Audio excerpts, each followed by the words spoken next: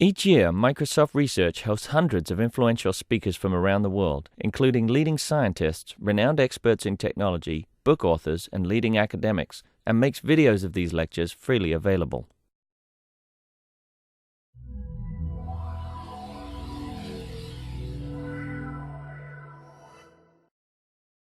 Okay, so we're very happy to have with us today Brett Hemingway. Brett is a postdoctoral assistant professor at University of Michigan.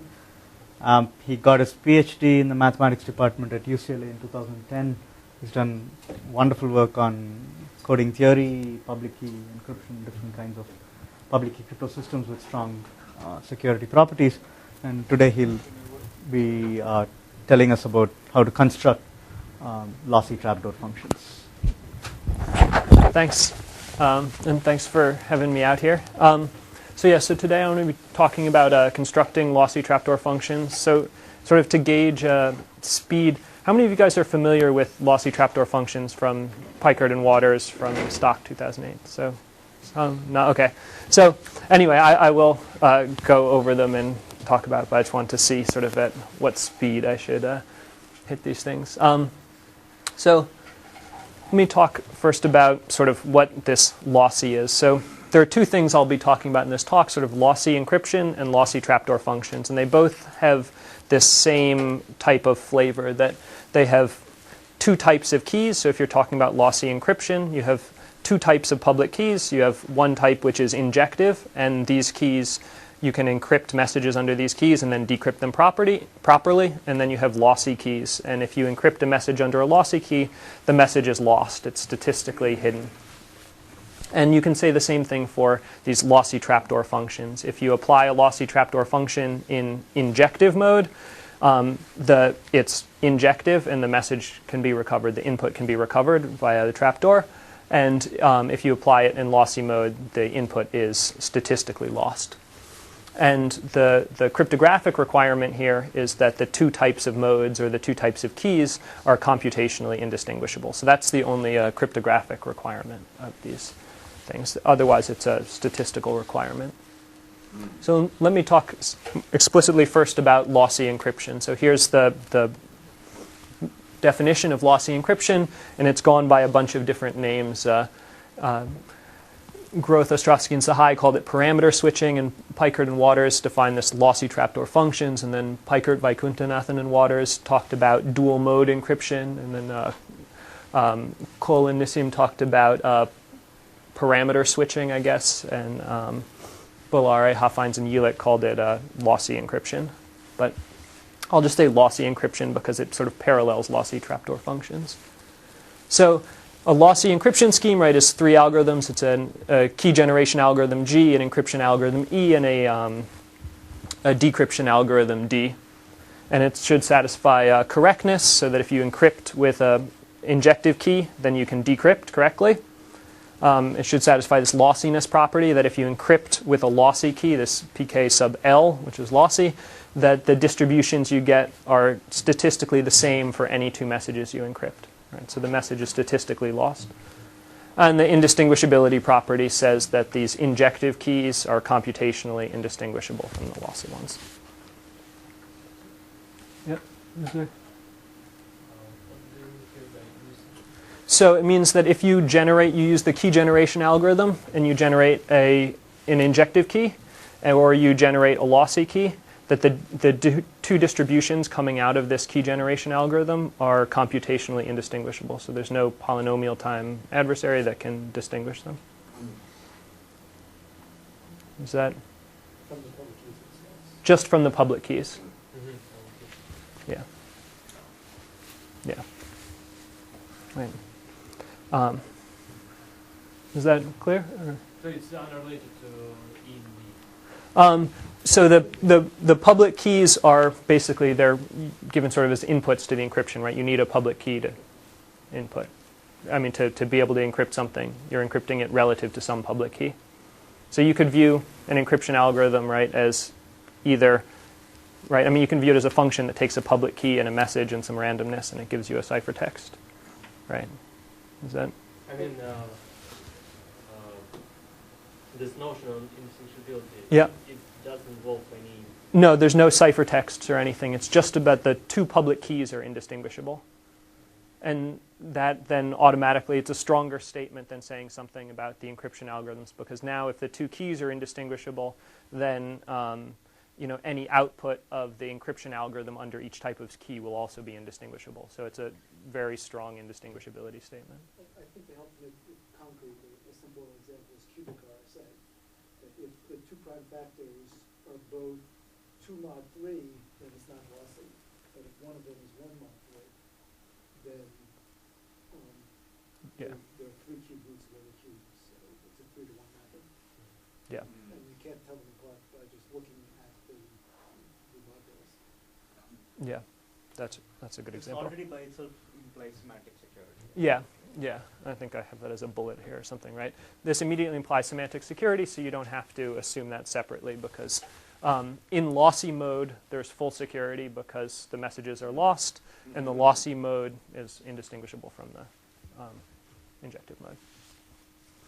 So let me now talk about lossy trapdoor functions for a second. So that was the definition of lossy encryption. Lossy trapdoor functions are the same thing, except now we're just talking about a one-way function instead of a cryptosystem. So you have two types of functions, basically injective and lossy functions.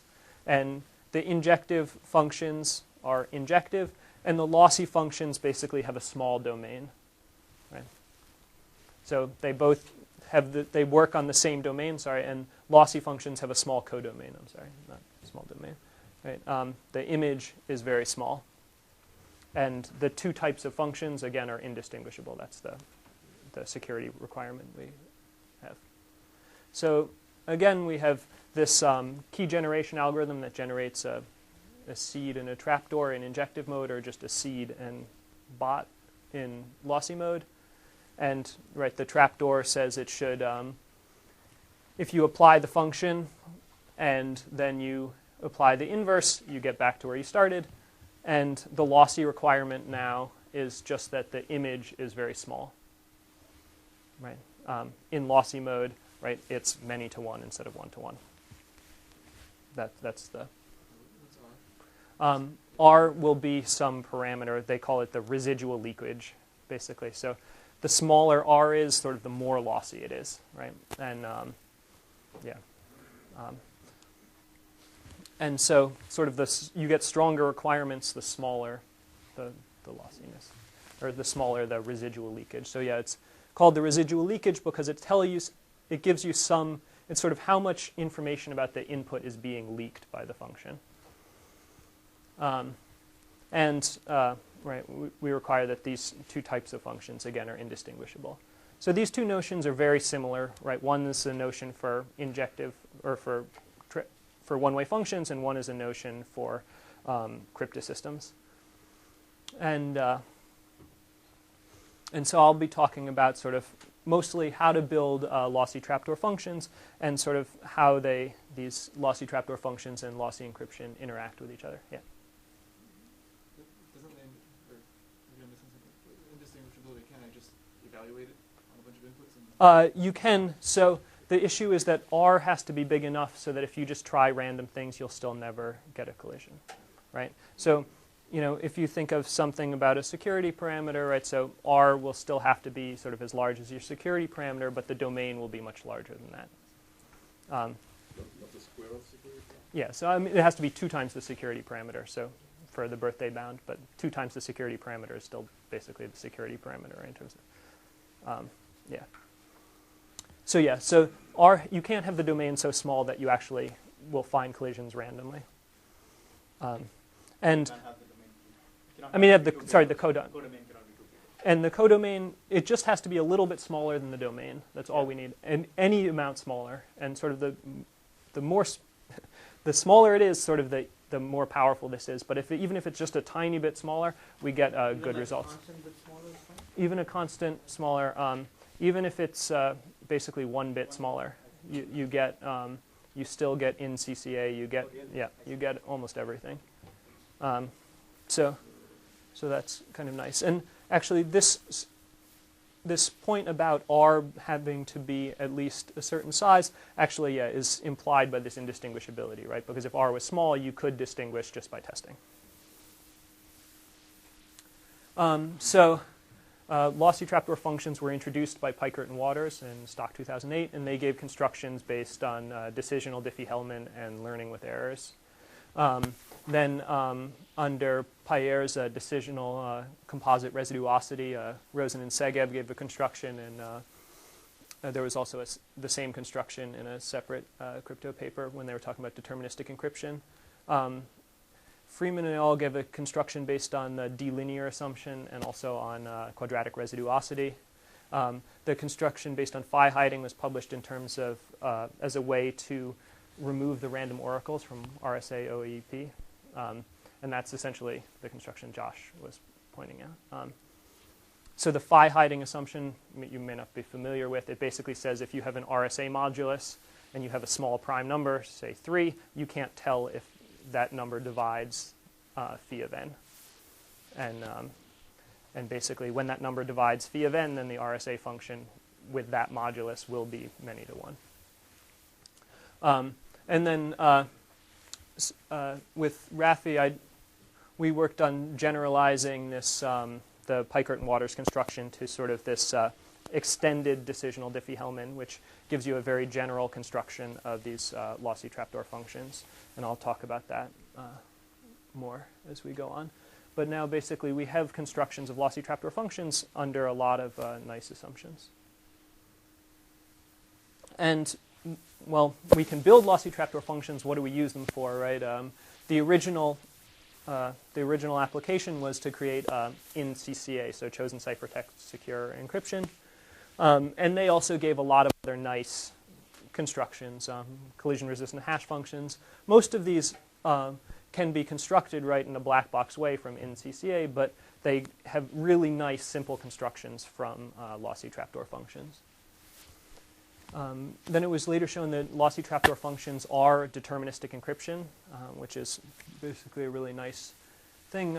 Rosen and Segev and Mull and Jelic showed that they imply correlated product security. So if you have a bunch of functions and you're applying them all on the same input, do they remain one way? If you have a bunch of one-way functions and you apply them on the same input, do they remain one way? And with lossy trapdoor functions, they do.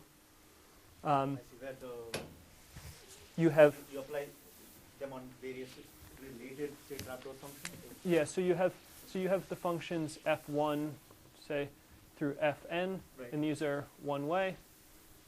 Yep. And now the question is, if I apply them, so if they're one way, that says if you're given f1 of x1, right, and fn of xn, right, you can't find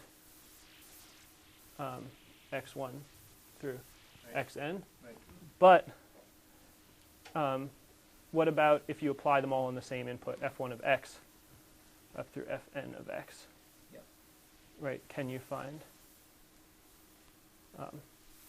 x? Right, and this doesn't follow from the one-wayness of the functions alone. And f1 to fn can be, how can they be related? Is there specific? So, I mean, basically, there's usually not much study about how the actual functions are related. They just come from some same family. They're all just, the functions themselves are independent samples from some family. So if I just generate, n random lossy trapdoor functions, that's how it's. And they can do that for any? For any, so the number of times you can do this depends on the lossiness. That basically the proof that lossy trapdoor functions have this property is that if you switch them all to lossy mode, that if the lossiness is so big that even n instantiations doesn't reveal all of x statistically, then you can't invert. But these things, these correlated product functions, correlated product secure functions imply IND-CCA. Implies CCA secure. Mm-hmm.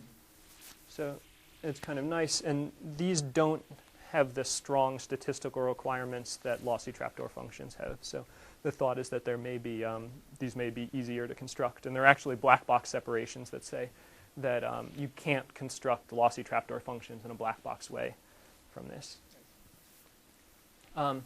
And again, if you want a nice sort of example of this, right? Functions that are not are not correlated product secure, right? The RSA function, if I have, f1 of x equals x to the e1 and f2 of x equals x to the e2, if I apply them both on the same input, right, then I can get x to the GCD of e1 and e2. And I can, assuming these guys are relatively prime, I can just recover x, even though individually they're one way. And so that's sort of one nice property of, yeah. So is the main intuition here that just having this lossy property lets you, in the proof, sort of switch between useful one and not useful one? Exactly. It just makes the proof so easy. Yeah, that's basically the first thing you do is you switch to lossy mode, and then all of your proofs can now be basically completely statistical arguments after that. That you just say, you do some sort of counting argument or some kind of entropy argument or something, and you no longer have to deal with this, probabilistic polynomial times something. And it really seems to be something about making the proofs just very simple and natural.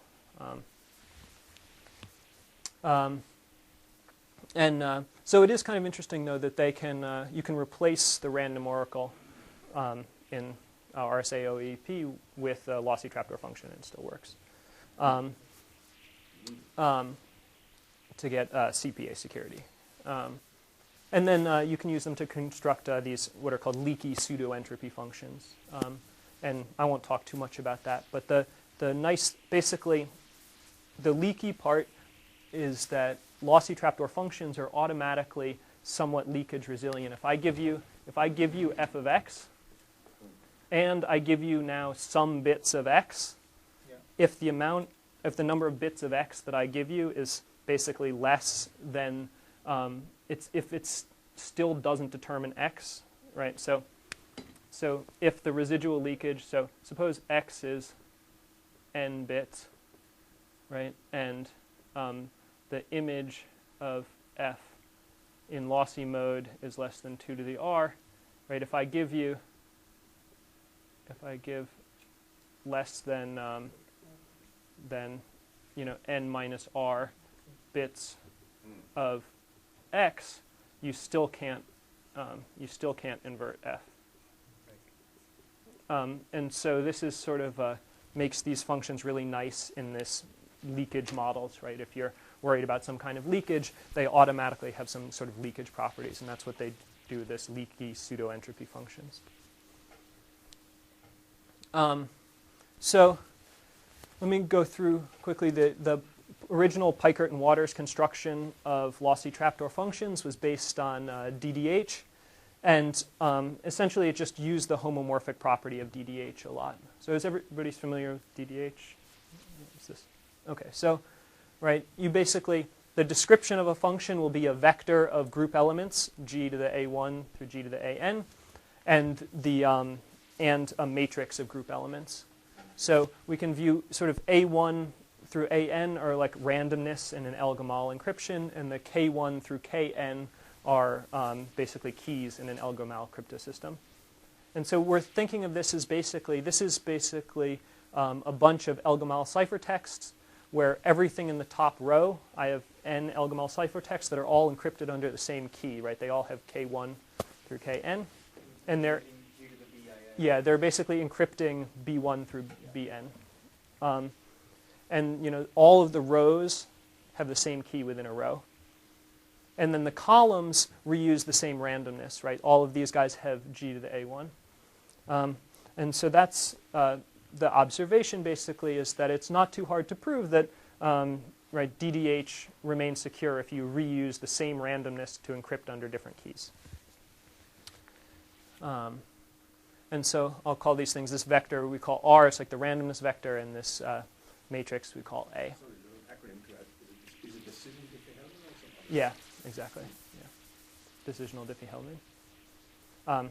And actually, I think I have a slide which says it formally in a second. But so here's this this description of a function, and we have this parameter b. Basically, we have this matrix. This is essentially like a Diffie-Hellman or an L-Gamal encryption of the matrix of b's, except we've reused a lot of randomness. So how do we evaluate this function, right? The description of a function is this vector R in the matrix A. And now we essentially just do a matrix product in the exponent, right? So we take, we have some vector x in 0, 1 to the n, and we take the components of R raised to the xi power. So it's just we take those randomness, and now we also do that to the rows of x. So this is really, you just want to think of a matrix product, except now we replace addition with we replace addition with multiplication and multiplication with exponentiation. But it's exactly a matrix product. And so what do we end up with? We end up with an encryption of the matrix B times the vector x. And again, it's nice. It's all done with relative to the same randomness. And now it's an Elgamal encryption of B times x with this randomness, sum of the AI times xi. But this randomness appears in all of the terms. It's the same randomness every time. So again, because this is an Elgamal encryption of the matrix B times the vector x, we can recover exactly when the matrix B is invertible. And now the point is, if you switch the matrix B to be something, if the matrix B is the identity, then it's trivially invertible, and we can always recover. And if the matrix B is the zero matrix, then what happens is that all of these terms go away, and all we're left with is g to the sum of the ai xi to some power. And so the output of the function, when B is the zero matrix, the output of the function only depends on this sum mod p, and that has at most p different values. And so as long as n is large enough so that 2 to the n is bigger than p, we get some kind of lossiness. And we can get as much lossiness as we want because we can always specify n to be bigger and bigger. Yeah, so this is the lossiness claim. So here's a description of the output again. It's just the same line from before. And it's exactly what I was saying, that if B is the zero matrix, then, right, this term goes away and this term goes away, right, and we're just left with g to the sum. So there was a question, sort of, how can we generalize this? This construction worked for DDH, and actually essentially exactly the same construction worked for learning with error, the lattice assumption. And so with working with Rathi, he wanted to ask this question of basically this construction uses the homomorphic property of Elgamal. So can we just replace Elgamal with any homomorphic cryptosystem? And the problem is, right, you need this. You need to be able to reuse randomness to get the lossy property. You need to be able to encrypt under lots of different keys with the same randomness, and this is not generically secure. So the question is, how do you generalize this? So we thought about lots of ways of sort of generalizing this, but the sort of nice way to think about this, I think, is to use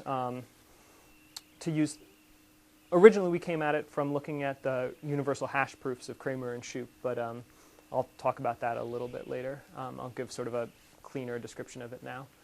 So the original Peikert and Waters construction is based on DDH. So here's the DDH assumption, basically. One way to say it is that, right, this tuple g to the a, g to the b, and g to the ab is indistinguishable from g to the a, g to the b, and the random g to the c. You could rewrite this if you wanted. Instead of calling this g to the c, you could call this g to the ab times some randomness if you wanted, right? It's the same thing.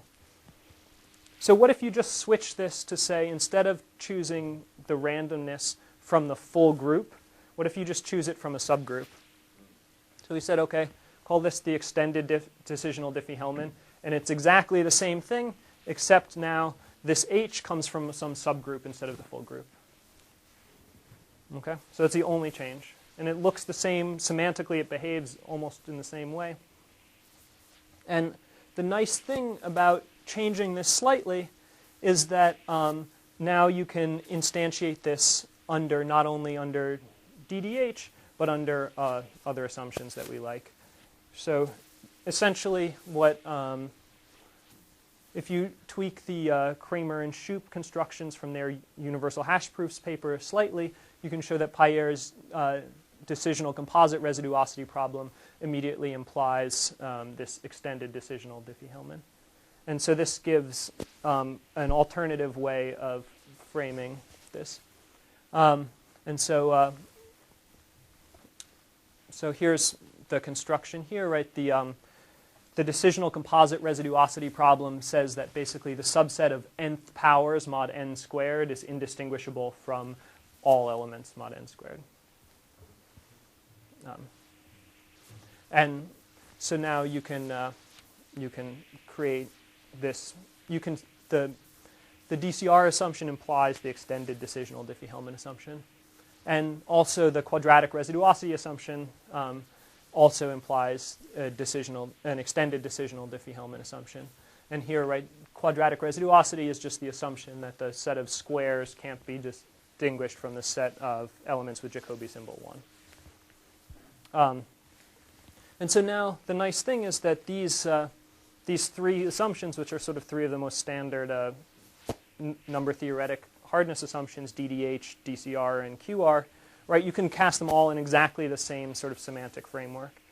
And if you view it this way, then a lot of these generalizations of DDH constructions actually become really pretty obvious. So like now we're in Pincus heads OT based on DDH, and Yal Kalai and then later Halevi and Kalai extended this to Kramer and Shoup's universal hash proofs. So you could get a similar construction based on DCR and QR that you had under DDH.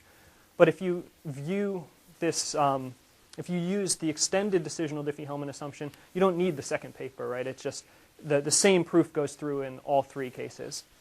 The same thing happened with circular security. The first circular secure cryptosystem was BHHO is under DDH, and then it was later extended to get security under quadratic residuosity. But again, right, the same exact proof goes through from the BHHO paper if you just switch DDH with this extended decisional Diffie-Hellman, and then you immediately get cryptosystems based under DCR and QR, essentially for free. And so we also then take this and apply it to the Peikert and Waters construction, and you get the first fully lossy trapdoor functions under quadratic residuosity. But I think this is a nice way to think about this. We originally started thinking about this as in the context of Kramer and Shoup's hash proof systems. And then you could say, well, hash proof systems allow you to generalize DDH. But I think talking about it in this sort of extended DDH framework makes it much clearer what's going on. It makes the proofs much simpler, and it makes it sort of more intuitive why you can extend things. So there's a way you can sort of extend the construction of Peikert and Waters to get more general lossy trapdoor functions from essentially the same construction, that you can use their construction to actually get lossy trapdoor functions from quadratic residuosity as well. Now I want to change directions a little bit and say, here's a completely different approach to constructing lossy trapdoor functions. We can start with lossy encryption and build lossy trapdoor functions from that. And now this is, we know that lossy trapdoor functions can imply lossy encryption, just the same way, one-way trapdoor functions imply CPA, secure encryption. But going the other way, taking a cryptosystem and getting a deterministic primitive is actually has proven difficult in the past. And so here we give a construction that says you can actually take lossy encryption with some properties and get lossy trapdoor functions out of it. So I want to go through that. So in a standard cryptosystem, right, you have a message space and a ciphertext space. And if you take some message, there's a whole set of encryptions it can encrypt to. And these little circles, right, the fact that they're disjoint means that you can decrypt properly, right? They should always be disjoint. Now, suppose you had a perfectly lossy encryption scheme, right? This would mean that in lossy mode, all of the messages, the distribution of messages is identical no matter which message you have, so all of the messages go to one space. So now, what happens there? Can you get a lossy trapdoor function from this? Well, you can. You get it actually almost immediately for free, right? If the number of messages is larger than the number of encryptions, we actually don't need to deal with encryption randomness at all. You can just say, I can define a lossy trapdoor function as an encryption of, I was going to grab an eraser. Oh, yeah, thanks, sorry. Right. If the domain of ciphertext is small when you're in lossy mode, I actually get lossy encryption for free. I can just define, f sub pk of x to be the encryption of x, and I can just even take 0 as my randomness. You just fix the randomness. And if E is a perfectly lossy cryptosystem,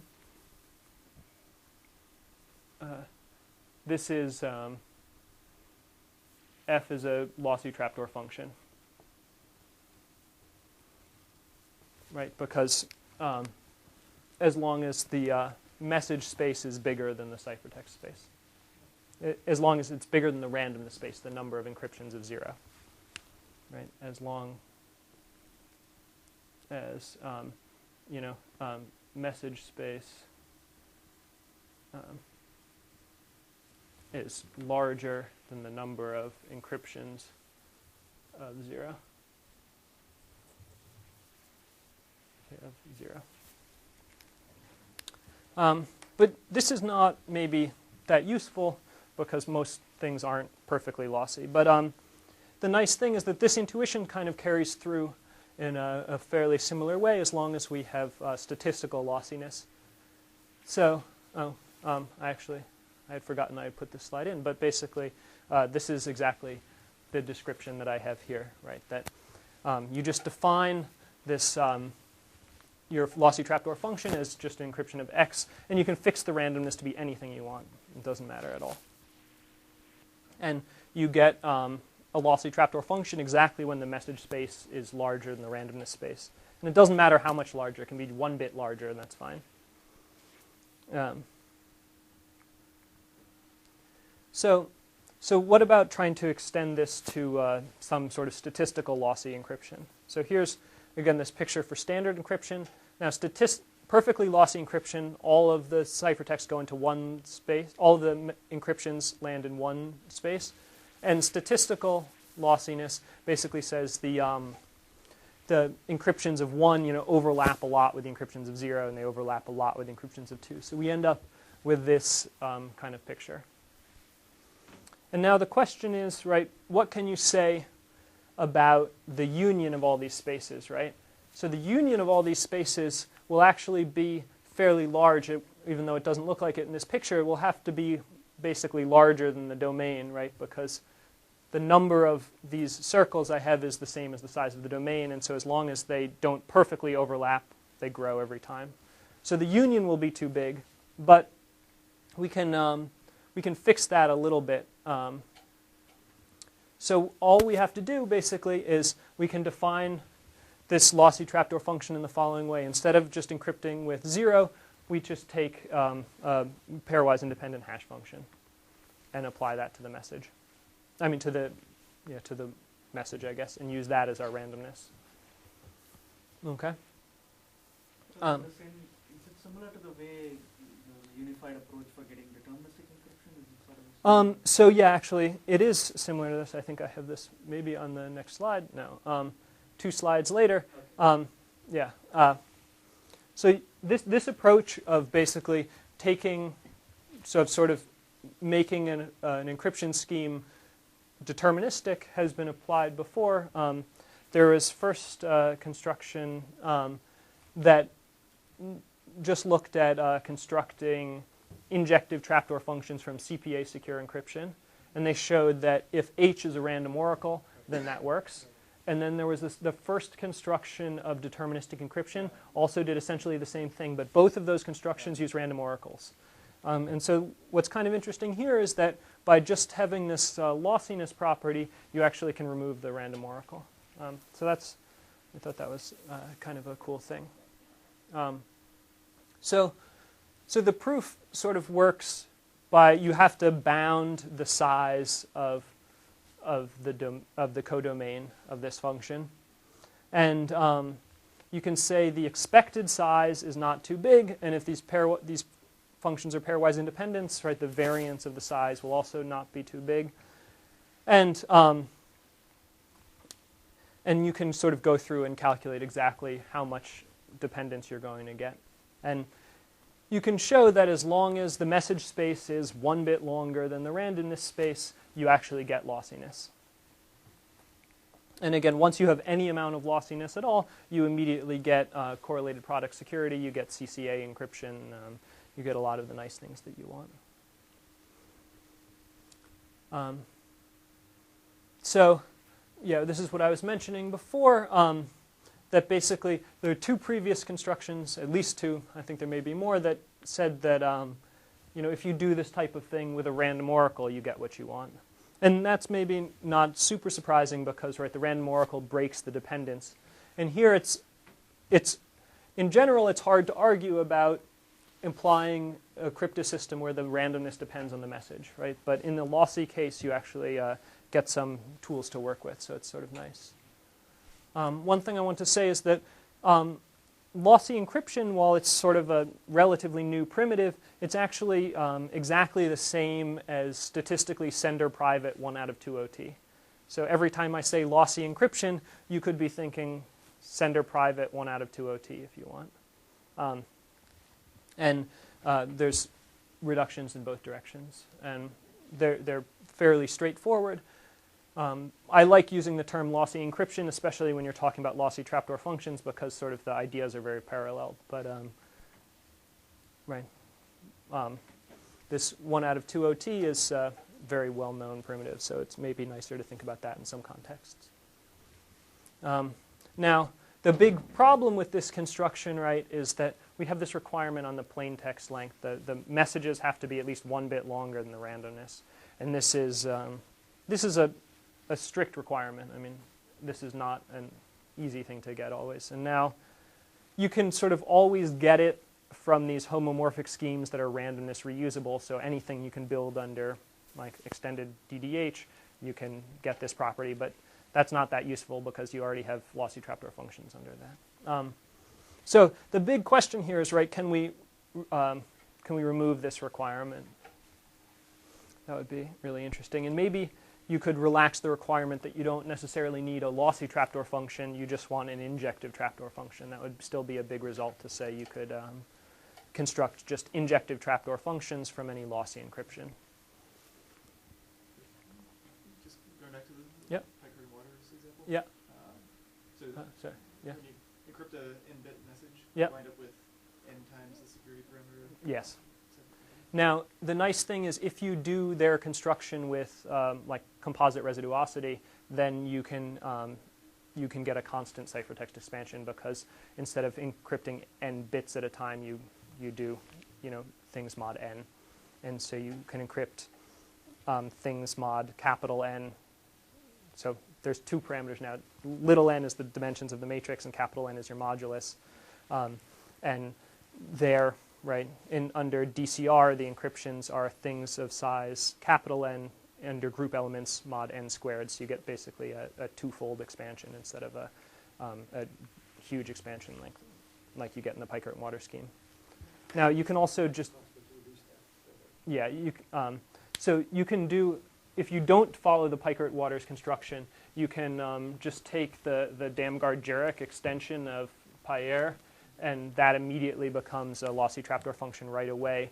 Basically, under a lossy key will be an encryption of 0, and an injective key will be an encryption of 1. And this is additively homomorphic, and so f of x will just be like pk to the x power. And this will either be an encryption of x or an encryption of 0. And under the Damgard-Jurek extension, this is mod n to the s plus 1. And so x can live in n to the s, and the randomness space is only of size n, or size phi of n, really. And so this reveals this generates a subgroup of size n basically, whereas this guy generates a subgroup of size n to the s plus 1. And so this is sort of the most efficient lossy trapdoor function that you just get from this powering. So you do even better than just mimicking the Peikert Waters construction here.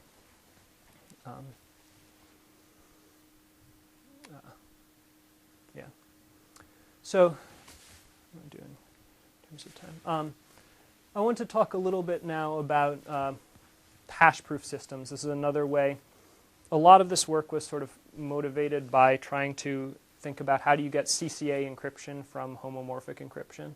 So here was another approach that Rafi and I took that uses a lot of the same sort of same ideas. So here's the description of Kramer and Shup's hash-proof systems. And so I was claiming before that these are slightly less intuitive maybe than the extended DDH assumption, but you should think about them as so far the only real uses they've had have been in sort of generalizing DDH constructions. But essentially the idea is you have a subgroup, you have some sort of hard subgroup problem, you have some big group X and some small group L, right? And these things are indistinguishable. And you can sample from L along with witnesses that something is in L. And then you have these hash proofs, which you have these hashes which have two algorithms. There's a public evaluation algorithm, right, which takes a public key, some element X, and a witness that it's actually in L. And you have a private evaluation algorithm which takes the secret key and some X, but you don't need a witness anymore, right? And that these will give you the same value. So you have two different ways of getting to the same place, basically.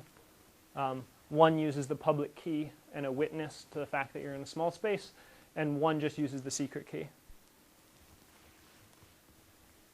And the correctness requirement is that these things give you the same value.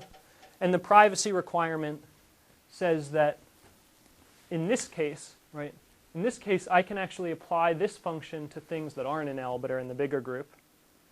And that if I do that, then this has high entropy, even conditioned on X and the public key. So this system, there are many secret keys for every public key. And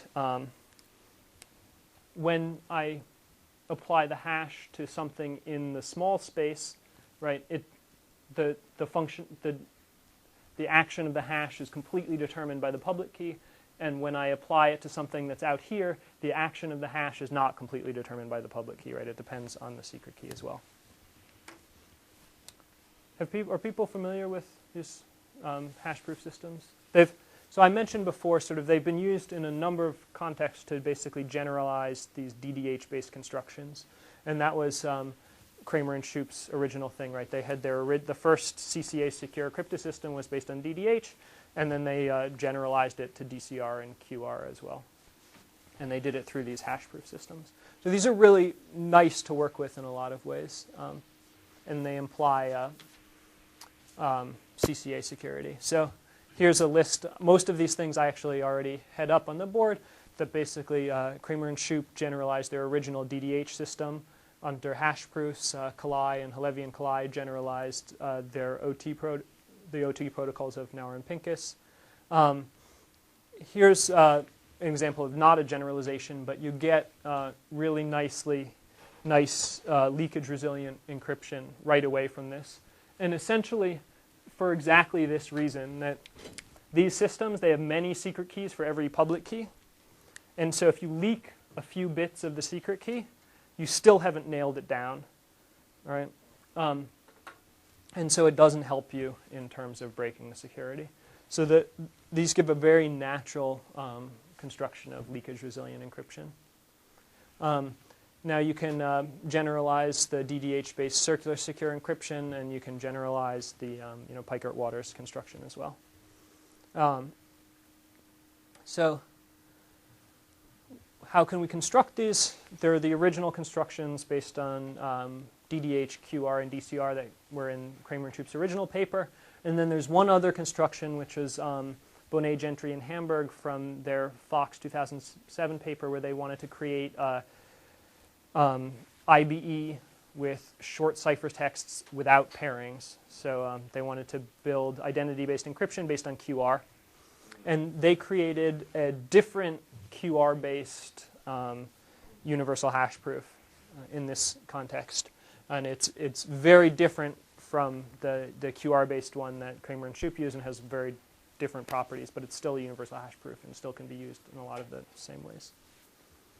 And then there have been modified hash proof systems that are under computational assumptions. So if you want to talk about, these are DDH, QR, and DCR, right? These are decisional assumptions, right? You have to decide if something is in some subgroup or not. But there's also, right, CDH, the computational Diffie-Hellman. There's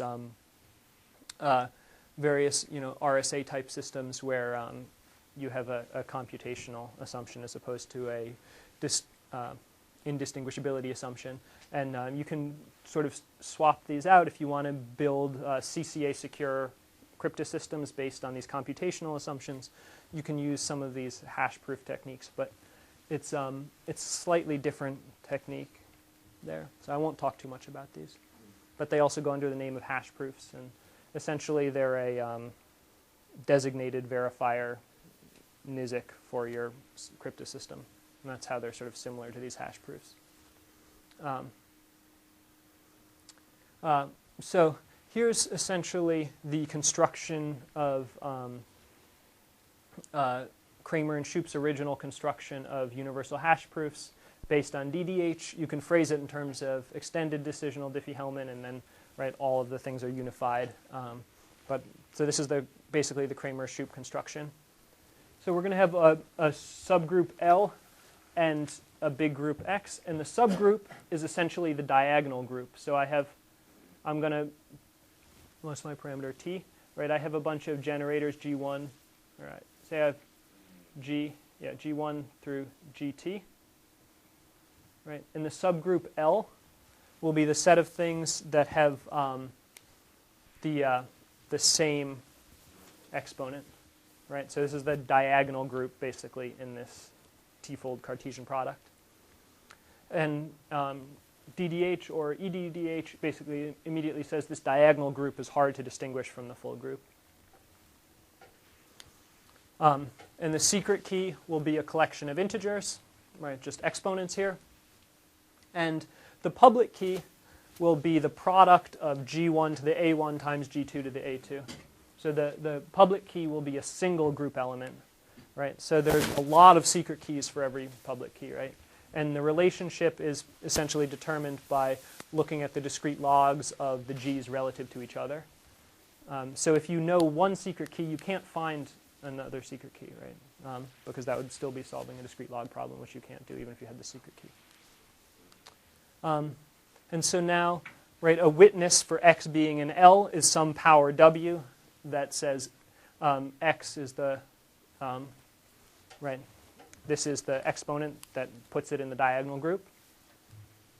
And how does the public evaluation algorithm work? It just takes this string of pk group elements and raises them all to the wth power. And then multiplies them all together, so you get one group element out. And how does the private evaluation algorithm work? It takes the secret key, which are these A's, and some value x, which may or may not be in the diagonal group, and raises each one to the a, and multiplies them all together. And when x is of this form, basically because exponentiation is commutative, you get that these are equal. So this is their observation. So this is how you get these hash proof systems. And so how is this related to lossy trapdoor functions? They both have sort of these nice lossiness properties in some way. So the lossiness property of hash proof systems that basically says that if you use the private evaluation algorithm and you encrypt with something, if you apply this to this x, then you're going to get some kind of lossiness, right? Because this value is not determined by the public key and by X. And so that gives you basically receiver deniability in a cryptosystem. That if you create a ciphertext and you use an encryption, you take some X which is not in this hard subgroup, then for any M, you can always find a secret key that matches your public key that opens the ciphertext to that M. So you can open it in any way you want. Whereas lossy encryption goes the other way. It's sender deniable. It says that if you encrypt under a lossy public key, then for any M, you can open your ciphertext. You can find randomness to open your ciphertext. So in one case, you're trying to find randomness to open your ciphertext to any M. In the other, you're trying to find a secret key to open it. And so, yeah. An interesting question, right, is can you get basically fully deniable encryption? Basically, these things are so closely related, right? You really want some kind of full deniability based on this. What? I've had the argument with Chris a few times. I think sender deniability is kind of a nonsense property. So yeah. I really want to do secret deniability. Okay. Yeah. So, yeah. Okay. Well, anyway. Here's sort of, I just want to put this up as a relationship between the two things, that they both have sort of a lossiness property and they behave in sort of similar ways. And you can construct the lossy trapdoor functions from any sort of homomorphic hash proof system. And so they are closely related, but they sort of go back and forth in terms of what the what they're giving you. So one thing that we had to, basically just a little observation here is that if you take any homomorphic cryptosystem, if the plain text group, if the ciphertext group is cyclic, or essentially almost cyclic, as it is in almost all of the examples that we know, you can immediately get hash-proof systems. And essentially, your hard subgroup is the set of encryptions of 0, and this is the set of all encryptions. Right? And the encryptions of 0 are clearly a hard subgroup. You can't distinguish them from the set of all encryptions. And right, you just apply the hash-proof system just by exponentiating in sort of the natural way. So you immediately get, if you have a cryptosystem that has basically nice cyclic properties, you can get hash-proof systems, you can get IND-CCA secure encryption, you can get lossy trapdoor functions, you get everything. Is that perfect correctness along with the You can relax that a little bit. I mean, it's easier to analyze if you have perfect correctness. If you have, as long as you get good correctness, though, all the things just go through. I mean, and you have to have pretty good correctness anyway. Yeah. I haven't thought about it if you only had constant correctness. If you had like 3/4 correctness, I don't know if, but certainly if you have like 1 minus 1 over poly correctness, I'll go through. Yeah. Anyway, I bet it still goes through. I haven't thought about that. But anyway, so this is sort of a little question, right? I mean, a bigger question, right, is much more is can you get CCA security from any homomorphic encryption, right? You don't want to have to deal with cyclic properties, and you can extend this pretty easily if you know how many generators your group has. You can sort of tweak this construction, and it just goes through. But you'd like to have something much more general. That's the sort of big question, I think. Here. So yeah, so you get hash-proof systems, lossy trapdoor functions, CCA encryption, deterministic encryption, right? These are powerful primitives. They give you almost everything that you want. So yeah, so I've sort of said this a bunch, but what do we have here that's kind of nice? Well, one thing is, right, you can get extended decisional Diffie-Hellman provides sort of a much more intuitive framework for thinking about how to unify these constructions of DCR, QR, and DDH, and it gives you lossy trapdoor functions. I showed this other construction, lossy encryption with long plain text, also implies lossy trapdoor functions.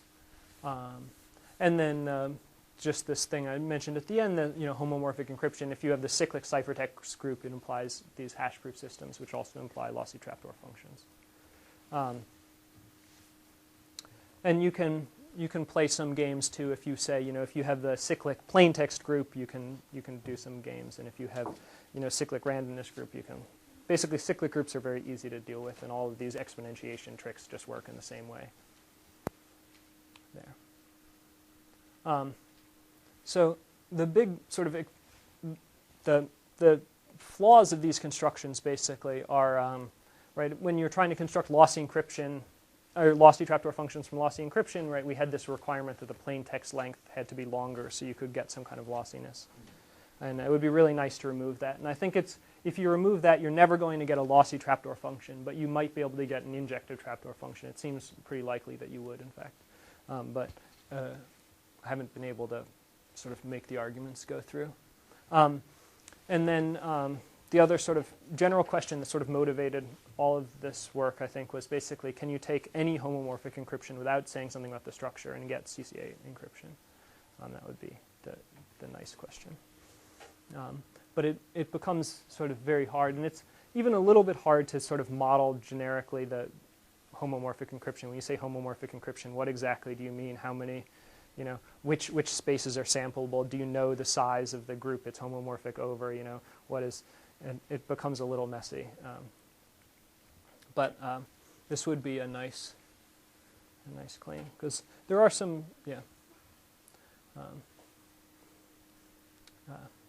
so that's, I think, what I have.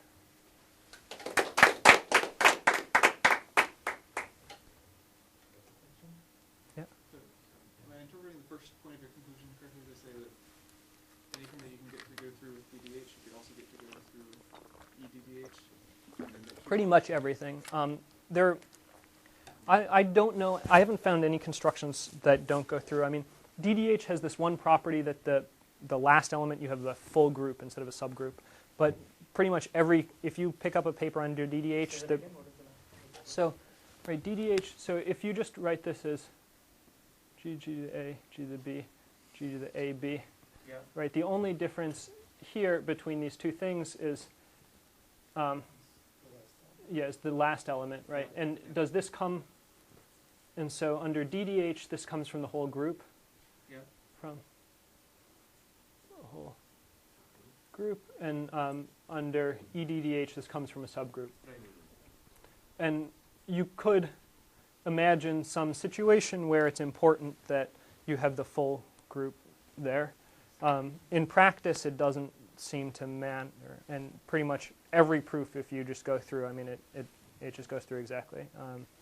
But I suspect that if you wanted to construct something that only worked with DDH, you probably could.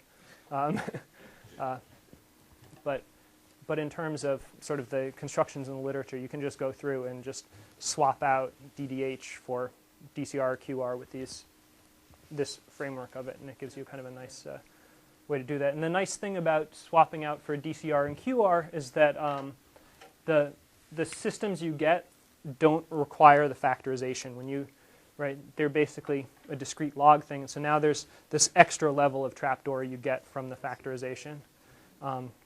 And so sometimes you can actually take a DDH construction and do more with it by swapping it to DCR or QR, because then you have this factorization. You can give it to the simulator, and you can get some kind of stronger form of security.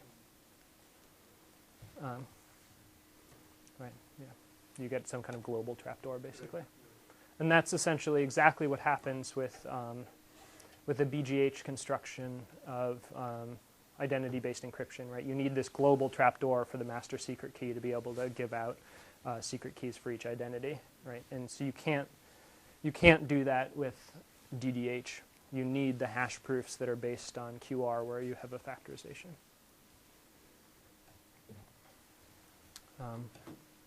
Yeah.